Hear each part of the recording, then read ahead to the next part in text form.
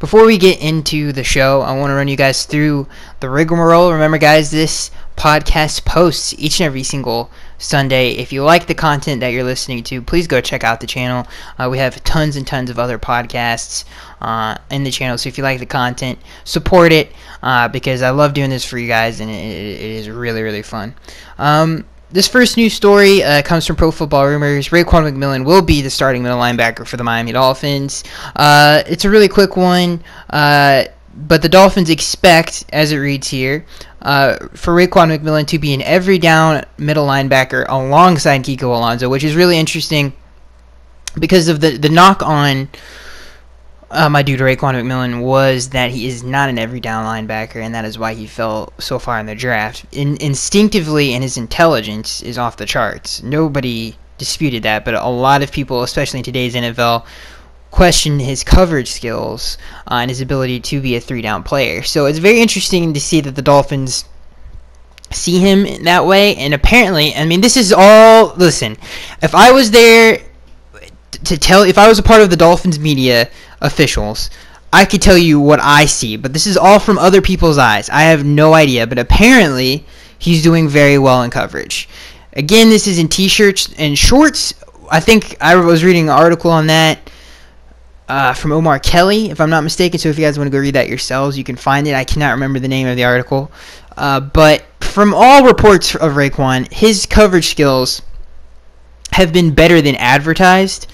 They definitely have surprised a lot of people. Last year, I know that there was a play where Raekwon McMillan in OTAs, this is his first year, pretty much locked down Kenyon Drake on a wheel route, which is not something that many human beings can do on the planet Earth. Obviously, Kenyon Drake's a 4.3 guy, and he's even faster than that if you give him longer to run. So, that's no easy task. This next news story comes, and again, to finish, to add one more thing onto that, I think that's good news for us all, and I think Raekwon is definitely going to be your prototypical middle linebacker, and you can use instincts to get into spot. Like, people think, oh, depending on what kind of athlete you are and what your strengths are as an athlete, we're talking about Raekwon McMillan real quick. One more thing I want to add on there. If you pick your spots right and you know what you're doing and you're watching film in football, and anybody who's played it or coached it knows this, if you just know where your spots are and you can recognize what the play is, it doesn't, I mean, you have to obviously have some sort of athleticism, but that goes a long, long way.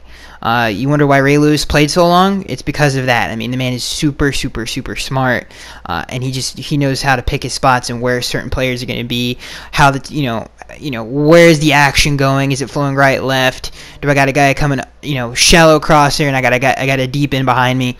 Stuff like that. You just got to know situations in football and pick your spots, and hopefully you're right. And I think that is the most underrated part of football, and I think Raekwon McMillan, that's the thing he does best, is just instinctively. That's all you hear about the kid. I mean, at Ohio State, that's all they said about him and how smart of a player he is. So, and obviously you saw that with how many tackles he racked up. So, again, you don't have to be the greatest athlete to be a good middle linebacker, is my point. You can just really, really, I mean, we've seen it with so many players in sports history, just in general, that aren't the greatest athletes, but they overcome that with their intelligence. And I think Raekwon is one of those athletes. And especially a middle linebacker, dude. You can 1,000% do that and have a really, really, really good career in the NFL. This next news story comes from Pro Football Rumors. It's concerning Cameron Wake, who could see the title of this news report, who could see not significant on reduced snaps, but he could see reduced playing time in the 2018 season. Though he is 36 years old. I'm losing my mind, everybody. Dolphins defensive end Cameron Wake is a highly productive pass rusher, having posted 10.5 sacks last season. Despite that, and despite the fact that he's entering a contract year, Wake has no issues with the team's decision to use a rotation that it hopes will keep him fresh in 2018. He said, quote, "I want to do whatever it is going to help the entirety of the team and the entirety of the defense. So if it means me being a three-down guy, let's do it. If it means I have to start and play every down, I'll take that role on too." So yeah, it sounds like Cameron Wake to me. He's the best team player. He's the best athlete that has come through Miami in some time. I love him to death. He is a Dolphin, legitimately a Dolphin through and through. So, mad respect for my dude Cam Wake, and we'll go down a Dolphins legend. The only thing I'll say to that is we have done this before, and it just matters. Listen, injuries obviously affect everything, and that really affected a lot of things when we've tried these rotations before. But when Cameron Wake saw reduced snaps, and I'm talking significantly reduced snaps, obviously that affected the team's production. I think this was in 2016. I get my years mixed up all the time. But when Cameron Wake started getting more playing time, the defense started to perform better, and it's obviously no dub. But if we have the depth to do it, then yeah, it's gonna work for Cameron Wake's benefit. We're gonna get 100% of the best Cameron Wake that we could possibly get if the rotation works. That all comes down to injuries, because the talent on the roster as of right now can 1000% execute that rotational method to the defense to a T. It just matters of health, and obviously this helps health as well. So hopefully things go smooth through training camp. This next news story comes from the Spin Zone, the NFL Spin Zone. How will the Miami Dolphins' backup quarterback battle shake out? We already know Ryan Tannehill is locked in as the Miami Dolphins starting quarterback for 2018. However, there is plenty of debate behind who should be the backup. The top candidates are David Fales, Brock Osweiler, and Bryce Petty. Miami fans surely know Fales by this point, while Osweiler and Petty are names that will stand out to most fans for better or for worse. One of these guys will most likely be the primary backup, but they all can't make the team. Following OTAs, all signs currently point to Fales being the standout of the trio so far this offseason. Most reports point to him as being the best option on the practice field, and even pushing Tannehill at times. Surely that doesn't lock him in the backup quarterback role, but he definitely has a leg up at the moment. Alright, here's the deal. Here's the deal, ladies and gentlemen. And is this a stop the bus moment? No, it is not. It is not an egregious thing to say that David Fales will be the backup quarterback because of the situation that we currently find ourselves in. All three of those guys, man, they are not good. Let me tell you something right now. David Fales has listen, it's all good when you're in shorts and a t-shirt, throwing with nobody around you and nobody, trying to decapitate your kneecaps. Okay, it's all fun and games, man. Trust me. So many human beings on this planet Earth would have made it in flag football, but an element of the NFL and football in general is how do you handle pressure? And how do you read defenses while under pressure? Because that's extremely, extremely important. Think of it as this. Like I have a gun to your head, and you have to make a decision within like a millisecond. That's football. You have to make a decision, or you're going to get hit, and you're going to fail your team, and you're going to lose. So as a competitor, that is like the most intense thing ever as a quarterback. I think that's the hardest thing to do, is decipher defenses when maybe your teammates aren't doing their job.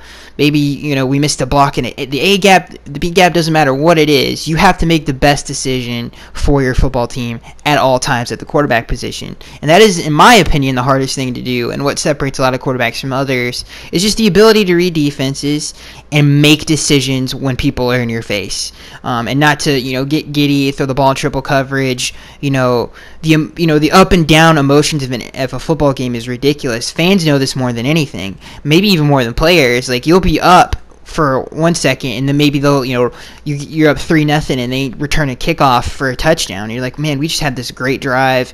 We didn't score a touchdown, but we're looking pretty good. But they just took a kickoff for a touchdown. All of those things go into playing or performing at a quarterback, is dealing with the highs and lows of the game, making decisions, and reading defenses. David Fales, Bryce Petty, and Brock Osweiler cannot do those things. They've never shown that they can do those things. Everybody points to the Buffalo Bills game that David Fales had at the end of 2017, the year that nobody wants to talk about. It's like Lord Voldemort. Nobody wants to speak of his name. Nobody wants to speak of the 2017 season. Trust me, dude. It's very hard to watch. Very hard to watch. But again, I've watched all of his snaps in that game like 5 different times. And it's just bad, dude. It really is. When he was under pressure, I will say this: he has an ability, and he's not a good athlete at all, and it sucks because if he was a better athlete, he would probably be a starting quarterback in the NFL. But he just doesn't have the athleticism to separate from defensive ends and really make defenses pay if they don't really, if they're not gap disciplined and the rush lanes are wide open and stuff of that nature. So when he does roll out, it's not really that dangerous, but he does do a good job of moving in the pocket, avoiding pressure, but his decision-making and the way he sees the field is so bad. There's so many missed opportunities in that Bills game that should have been capitalized on and just weren't. I mean, he had an opportunity to win the game, and he just didn't see him.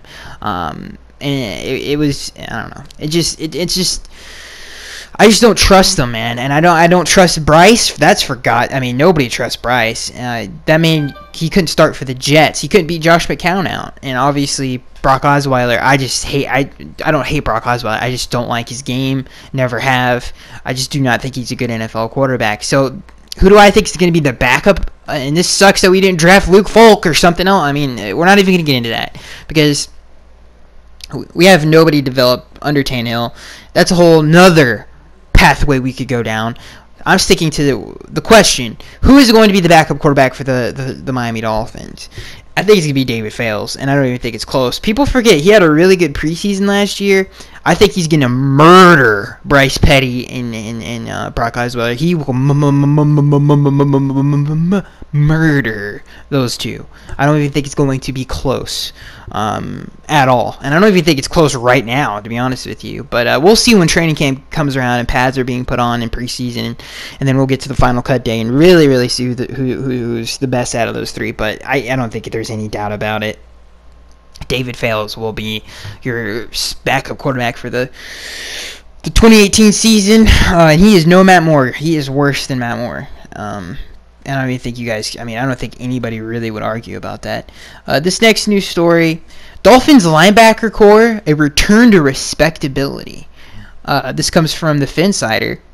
And transitioning from a forgettable 2017, I'm losing my mind, everybody. Forgettable 2017 to the current offseason, much of what this year means for the Miami Dolphins can be essentially consented and crystallized, there we go. That's an interesting word to use in a football article. Down to basic dynamics. The return of a healthy Ryan Tannehill, and that should be a much improved defense. As hard as it is to believe, Miami wasn't nearly as bad defensively in 2017 as they had been in prior seasons. That's what I said. But it wasn't good. That doesn't mean it was good, ladies and gentlemen. Let's see here. As they have been in prior seasons, finishing 16th overall in total defense, and if they had given up just 17 fewer yards per game, they would have been a top 10 unit. That's how close the rankings typically are, statistically, between a top-tier defensive team and a middle-of-a-pack platoon. Of course, we also know that those numbers are somewhat skewed due to the Dolphins having largely shutting down some offenses, Tennessee, Denver, while being gashed by the Baltimore Ravens, Carolina Panthers, Kansas City Chiefs. Unlike many previous years when Miami would respond to horrendous defensive play during the season by devoting most of their high draft picks to the offensive side of the ball. And I get it. If your offense can't run a third down to save its life, your defense will eventually get worn down and be unable to stop anyone. Anyway, the Dolphins finally got serious about upgrading the defense in both the 2017 and 2018 drafts. Let's see here. Miami's defensive coordinator Matt Burke is no doubt looking for what he believes are two young, talented linebackers the team selected in the second and third rounds the past 2 years, and Raekwon McMillan and Jerome Baker, both from Ohio State. McMillan, the projected starter at middle linebacker a year ago, was lost for the season in his very first preseason game when the coaching staff foolishly decided to put him on the punt. We're not even going to get into that. Obviously, with the additions of Stephon Anthony and obviously Jerome Baker, we'll see what happens. But yeah, they're right, and the defense would have been much better if the offense was adequate. There's no doubt about it. There's so many reasons why, as an offense helps your defense.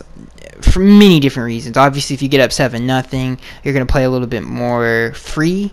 You're not going to play as close to the vest as you would if you were up. So that obviously affects your defense. That affects the offense's play calling. They're not going to be as conservative. They're going to be more aggressive, which leads to more turnovers. All of that affects the defense. The offense has so much hold over what the defense does, unless you're like the 2000 early 2000 Ravens. I can't remember what exact year that was. I think it was 2001. I'm not sure. Obviously, the no-fly zone in 2015 with the Denver Broncos. This past season with the Jaguars, and then obviously the Legion of Boom. Those defenses are all-time great defenses, and they're the exception to the rule. They literally carry their football team. It's very hard to obtain all-time greatness, but you can win a Super Bowl with a team effort. We saw that with the Philadelphia Eagles. They weren't number one category on off. I think maybe on offense they were, but not on defense. I think they were like fourth. So you can do it, but your offense does have a lot of hold over your defense and the outcome of and how well your defense plays. That's 1,000% true. 1,000% true. So I think that had a lot to do with it. Being down as much as constantly 3-and-outs. The defense constantly have to, go back out there, led to fatigue. I mean, our defense's will was broke many different times. I mean, you could just see it. They just were not playing at the same level that they were, flying around and really hitting people. I mean, it just was lost. It really was just gone at that point. So I think with the offense being better and obviously the defense really coming into its own with a lot of young talent coming back and obviously a lot of talent added this past season, this defense I think is going to be way better than it has been over the last 3 years. So I can't wait to see what they do, and especially that secondary. And I think the linebacker core is going to be much improved with Raekwon. Kiko hopefully can just be sufficient, and obviously Jerome Baker, who I'm excited to see as well. And Stephon Anthony still, jury's still out on him. This next news story comes from the Finsider. The Dolphins are ignoring the critics. For most of the offseason, pundits and critics have been blasting the Miami Dolphins that they have stated that losing Jarvis Landry, Mike Pouncey, and Ndamukong Suh will be too much to overcome, and the team will finish near the bottom of the league. That just boggles my mind, as Adam Gase, in his first year, was able to take a less talented team to the playoffs and somehow got 6 wins out of Jay Cutler and Matt Moore. You can check. Okay, so yeah, he's absolutely right. I mean, for a whole lot of different reasons. It wasn't just Jay Cutler and Matt Moore, but the year we went 10-6, I thought we were gonna win maybe 7 games that year. Our team was not. People forget 2015. If you think 2017 was bad, and it was bad, 2015 was pretty up there with it. So nobody in their right mind thought we were going to make the playoffs that year. And that was a tough year in the AFC, dude. You had to win 10 games to get the 6th seed, which is really hard to do. I mean, most of the time, I would say 80-70% of the time, the 6th seed is a 9-7 team or an 8-8 team. But they're not a double-digit squad. They're just not, and we were, and we should have. I mean, you could make an argument that if Tannehill didn't get hurt, we would have won maybe 12, 11 games, and you may be thinking, dude, that's stupid. It's not. I mean, we really could have won more games with Tannehill, and I think the only games that we would have, let's see here, Matt won the rest. He won the Bills-Jets game. He lost the Patriots game, so yeah, I think we probably would have won 11 games with Tannehill. Not 12. But 11 for sure. I really do think we would have had a good shot at it, and we would have. The Steelers game would have been way more competitive. Don't know why I went on a tangent for the 2016 playoff run, but yeah, he's right. This team is way more talented than people. I've been hearing this a lot. I've been reading this in the comment section of my own videos with you guys saying, yeah, a lot of people are giving us a lot of hate, but the stuff that I've been. Phil Simms, a lot of former NFL players. Phil Simms, not Rodney Harrison. I don't know who the two guys do on NFL Live on ESPN. I cannot remember. I think one of them. I cannot remember who exactly they are. They're all in favor. A lot of former NFL players like what we did. Mike Robinson, Terrell Davis likes what we did, which is crazy. So I watch a lot of NFL Network. So. From what I've been seeing in the national media, it's been pretty positive. A a lot of people who don't know what the heck they're talking about and have to talk about multiple sports. That's when you get the stupid people. That's when you get the idiots that don't have no idea who half these not one of those people have probably ever seen Albert Wilson take a snap. They don't know that he's going to be a pretty dang good NFL player. They don't know who Raekwon McMillan is. They don't know who Jerome Baker is. They probably don't know who Minkah Fitzpatrick is, or Mike Gesicki for sure. So these are all players that we have added that are going to be very good. They don't know how good Kenyon Drake was at the tail end of last year, and how good he's going to be. They don't know how inconsistent Mike Pouncey's health was. They don't know any of these things. They don't know who Josh Sitton is. Excuse me. So yeah, I mean, a lot of that is just ignorance. And we'll see what happens. This next news story comes from Dolphins Wire. Dolphins defensive end Andre Branch's goal is to be 100% for training camp. During organized team activities in May, Andre Branch was asked exactly what happened with his knee last season. He said, quote, this is a quote from Andre. He said, "I'm not talking about last year. I'm just here to get better." Okay, Andre. Dude, just tell us about your knee, dude. I hate when athletes do that. We're just asking you a simple question. You can just say yes or no, or hey, yeah, it's feeling better, or yeah, I tripped over the soap bar in my shower and it was the most awkward injury of all time. I don't care what it is. Just just say, for God's sakes. It's just so stupid. Let's see here. What Branch did reveal is he had surgery on his knee in January. 4 months later, Branch was participating with the rest of his Dolphins teammates. Branch simply has one goal entering training camp in July, and that is to get healthy. Last year, Branch recorded 23 tackles, 4.5 sacks in 14 games. Those numbers were down from the 2016 season when he registered 49 tackles and 5.5 sacks. Okay, let me talk about Andre Branch for a second here. I like Andre. This is news to me. I mean, in my opinion, he should already be 100%. And when I heard that, I was like, he's not 100% yet? I thought that was very odd, because he's had a lot of time to recover, if I'm not mistaken. I could be wrong about that, but I'm pretty sure I'm not. I don't know. I just thought that was weird. But other than that, yeah, I don't even care if he is healthy, to be honest with you. I mean, we do need him to be healthy with this rotation thing, but he doesn't have to be, 100%. I mean, we have other players that are more talented than him rotating. In my opinion, I think Charles Harris, more talented. Cameron Wake, more talented. Robert Quinn, more talented. Will Hayes, more talented than he is. So it's not the end of the world if he can't, get it going at the start of the 20. He can, if he needs to, he can take some, he can take a month off if he needs to in September. I mean, it's not that big of a deal. We have players that can step up. Next news story comes from Dolphins Wire.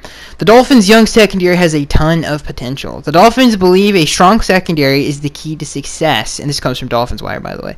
That's why the team has selected a cornerback in every draft since head coach Adam Gase arrived in 2016. In those 3 seasons, the Dolphins have drafted Xavier Howard, Cordrea Tankersley, Minkah Fitzpatrick, and signed undrafted free agents Maurice Smith and Torrey McTyer.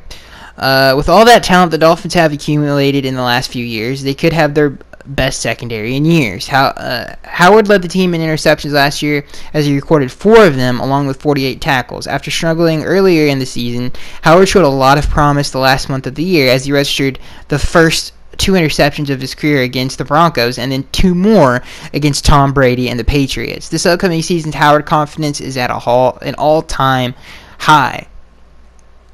They're absolutely correct. And I've been saying this, since ever. I've been saying this forever now. And I'm not trying to toot my own horn, but this secondary, and they didn't even mention T Money. Was that his nickname? Tony Lippett. But they did mention Torrey McTyer, which I found very funny. But yeah, there's so many young, talented players in that secondary, and not to mention we just drafted Minkah, who's going to be one of the best safeties of his era, if not the best safety of his era. Him and Derwin James are going to duke it out, like Troy Polamalu and Derwin James did, or Ed Reed and Troy Polamalu did back in the day. I really do believe that. I think those two are going to be something special. So I can't, and especially, dude, he is killing the offseason so far. Minkah is. He's killing it. Unlike any rookie has in a very long time in this franchise's history of the last 20 years. So he is just killing it. I can't wait to see him play on the field. So yeah, our secondary is going to be balling this upcoming season. This next news story, and again, just a bunch of young talent and a lot of depth. This next news story comes from Dolphins Wire. Again, 5 Dolphins who could break out in 2018. The Dolphins are headed into the 2018 season looking at a very young roster with some unknown potential. They have the talent on the roster that has been untapped, even though some players had a ton of hype following them. Without further ado, here are the 5 candidates to break out in 2018. Linebacker Raekwon McMillan is one of the 5. Last year, McMillan impressed coaches so much that he was the starting linebacker during organized team activities in minicamp. Unfortunately, he never played a down on the defense, obviously suffering an ACL injury. Number 4 breakout player for 2018, wide receiver Isaiah Ford. Much like McMillan, Isaiah Ford came to the Dolphins and impressed as a rookie, but he was injured before he could play a down. Very Jarvis Landry-esque type of a player, can move the chains, savvy, super athletic. I'm not gonna say super athletic, but dude, he has a burst, dude. My dude has he has a quick change of pace, in my opinion. I think he has that short area explosiveness that you hear scouts say all the time. It just means the man can't run fast, but this dude is quick, if that makes any sense to anybody. But he definitely has that, and I can't wait. Hopefully he can stay healthy. The number 3 player that's going to break out in 2018, defensive end Charles Harris. A lot of people were disappointed in Harris's rookie year, but he did a lot of things that didn't end up on the stat sheet. Defensive coordinator Matt Burke moved Harris around in the defense and used him as a stand-up and interior rusher and edge rusher last season. Could not agree more. Everybody knows I love Charles Harris, and I think he's going to be a very good player for us. This next news story. I hate when I do that. I think we're on number 2. Wide receiver Jakeem Grant. Jakeem Grant has shown flashes of potential since his rookie year. At the end of the 2017 season, Grant showed his big playability and his toughness with his run after the catch. Obviously, I mean, we were all yelling at Adam Gase, man, you have to play Jakeem, you have to play Kenyon, you have to play these guys more. They're talented players. Because every time they got on the field, they did something special. And obviously, when Jakeem Grant got more snaps, he did something special. When Kenyon Drake got his opportunities, he was a very, very, very special player. So these two need to get on the field, and they're going to get on the field a whole lot more this upcoming season, so I can't wait. Linebacker Stephon Anthony. That's interesting why they would put him on here. Let's see here. I'm getting an ad. Sorry, guys. Let's see here. I got to move back. Got to get back to the article here. Let's see here. Yeah, I accidentally closed the tab with that. Anyway, the last one was Stephon Anthony. So yeah, interesting that they put him down there. I don't really know why. I don't really like Stephon Anthony all that much. I think he's a really pretty good athlete, but I don't know. He just really never shows up onto the field. Doesn't make a ton of plays. Let's see here. Game changer or disappointment. A look at the Dolphins' highest paid players. This comes from Omar Kelly of the Sun Sentinel. Quarterback Ryan Tannehill. Tannehill has, well, you know what, I think we're going to skip over this one. You guys should already know your top 10, we'll just go over the top 10 highest paid players, and I'll give you my estimation if they're getting overpaid. Tannehill, definitely not getting overpaid. I just don't want to read through his description. I can give you my own dang description. Yeah, Tannehill's not overpaid, even though I don't think this is what this list is about. I think it's just ranking the highest paid players and if they're a disappointment or not. Tannehill is not overpaid. I'm just going to go, I know I'm confusing everybody who's listening to me right now. We're just going to go through this list, and I'm just going to tell you if they're overpaid or not. There we go. Tannehill definitely not overpaid. He's one of the cheapest quarterbacks, and especially at his level, and maybe I'm the only few people on the planet that think this, but I do think he's a dang good quarterback, and I do think I think he's underpaid, to be honest with you, comparing some of the other quarterbacks that are getting paid. Defensive end Robert Quinn is 2. I definitely don't think he's, well, I don't know if he's overpaid. He's somewhere. He's in the middle there. Jawan James, definitely don't think he's overpaid. So happy that we retained my dude. He does. Believe it or not, if he can just stay healthy, he is definitely he's gonna make the Pro Bowl this year. I really do believe that. Safety Rashad Jones is definitely not overpaid. I love him to death. Cameron Wake, Nope, not overpaid. Andre Branch, yes, he's definitely overpaid. $8 million. Receiver Kenny Stills, $8 million.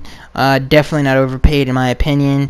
Kiko Alonso, 7 and almost $8 million. There's an argument to be made there. Josh Sitton, definitely not overpaid. Danny Amendola, I don't think he's overpaid. He's just around $6 million. Almost a little bit below that. But yeah, I don't think Danny's getting overpaid at all. Next news story. This time of the year sucks. Really does. I can't wait for the NFL to come back. Man, it just sucks. There's nothing to watch. The NBA isn't doing anything, and neither in the NBA, man. Anyway, the NFL is obviously not doing anything. It just sucks. More riding on shoulders of Miami Dolphins. Kenny Stills. There is more riding on the shoulders of Kenny Stills than ever. This comes from the Palm Beach Post. Let's see here. The question is how will Stills, again, this comes from the Palm Beach Post. The question now is how will Stills' performance change as so much around him also has changed. He has a new / old quarterback throwing to him in Ryan Tannehill, but no longer has Jarvis Landry to help spread secondaries thin. In Landry's place are Danny Amendola and Albert Wilson, but 2 rookie tight ends via the draft, and their continuing enigma that is Devontae Parker. Will this put more on the plate of Kenny Stills? I don't think so. I think this is going to help Kenny. And Kenny said it himself. He says, I think now that we have more depth, he said this. This is seriously, he said this. He says, what he said was, now that we have more depth in the receiver room, which is kind of hard to believe in losing Juice, but we still have a ton of depth in that room. He thinks the offense is going to work better because we're going to be less predictable and the ball's going to be spread around a lot more. And I think that is what is going to happen. I do not think we're going to be like, why isn't nobody getting open? Everybody's just getting posted up. We can't get anybody open. I don't think that's going to happen at all. I think our receivers are very talented players in their own right. They all do something very well, each one of them. So I think they're all versatile, and I think they're all different in their talents, and I think it is going to help. In the words of Kenny Stills, I think it is going to make us less predictable because of the personnel that we're going to have out there, and I think the ball will be spread around a lot more, and not just be force-fed to Juice Landry. This is a quick one. This comes from Pro Football Talk. NFL to allow teams to wear alternate jerseys 3 times. Somebody explained this to me before, and I'm not even going to read this article because it's boring and I'm going to fall asleep reading it. But it does bring up an interesting, like, it's interesting, really. Really, it's just interesting. Why can't teams wear that? Like, if I wanted to wear the 70s jerseys, or I know why we can't wear the 2012 jerseys. Obviously, that's just a different company designed that. And obviously, the NFL changed brands or whatever you want to call it. So I understand that. But in terms of old school jerseys, I don't get it. The NBA wears whatever, unless they've had the same manufacturer their entire existence. I don't know. I'm not educated on that at all. So somebody needs to tell me why we just can't wear that stuff all the time. I would love to wear our retro jerseys all the time and have our stadium painted that way. It's so cool. This final news story comes from Bleacher Report. We all hate Bleacher Report because they're stupid. I mean, they're beyond stupid, and that's just my opinion. I just do not like Bleacher Report. But this comes from Bleacher Report. An early look, because that's a word. An early look at the 2019 NFL free agent class. NFL organizations should already be slobbering over a bump, which is a weird bumper crop of who says that, of potential 2019 free agents. Bleacher Report. See, these are the top 5 quarterbacks in the 2019 free agent class. Tyrod Taylor is 1. 2 is Teddy Bridgewater. 3 is Brett Hundley. 4 is Trevor Siemian. 5 is Josh McCown. It's a pretty terrible free agent quarterback class. Running back David Johnson. Hello. Le'Veon Bell, J.J. Tevin Coleman, and Ty Montgomery. That is one heck of a top 5, dude. Whew. Receivers, Odell Beckham, Brandon Cooks, Stephon Diggs, Golden Tate, and Larry Catch-em-all Fitzgerald, or he already did catch them all. That is one heck of a top 5. That is one heck of a top 5, dude. Let's see here. Tight end. Tyler Eifert, Delaney Walker, Tyler Croft, Jesse James, and Jared Cook. That's pretty good. It's pretty solid. It's a little top-heavy, but it's pretty solid. Tackle, Taylor Lewan, Jake Matthews, Dwayne Brown, Daryl Williams, and Rob Havenstein. Dude, that is one heck of a top. Other than Rob, Daryl, Dwayne, Jake, and Taylor. Taylor. I think all have been Pro Bowlers at one point in their career. Guard, Ali Marpet from the Buccaneers. Shaq Mason of the Patriots. Shaq should be over him. Shaq's a better player.